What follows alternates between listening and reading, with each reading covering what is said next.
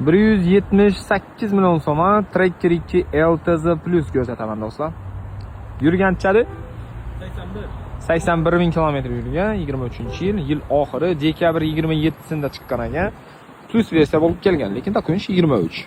Kraskasi radnoyda tutib egasi bir qator ko'rsatasizlar, keyin natosda pul beraverasizlar. Pnevmatik 4 tona yumshoq balon o'rnatilgan, pokoleniya metan 3 tona 30 lik tutdi, tonirovka ruxsatnomasi bor 6 oy, parog o'rnatilgan. Xullas, mashina sostaniyasi zo'r. Hadovoylari mes hadovoy bo'lgan ekan. 178 million so'm do'stlar, taqaladi yeri. 81400 kilometr yurgan. Tayyor mashina, bez расход.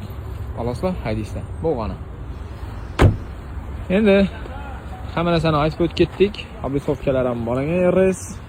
Videosida egasini nomeri bo'ladi, bog'lanaverasizlar. Generalniy berilmaydi, odat o'tadi, lekin kredit ataman deydigan bo'lsa, qilib beriladi. Ko'ringlar. Sidena oldi, ikki sidenasi qizadi, rul qizadi, slepoy zonalari bor, hammasi ishlatib turdi, to'g'rimi? Yetdi. Bog'lanaverasizlar.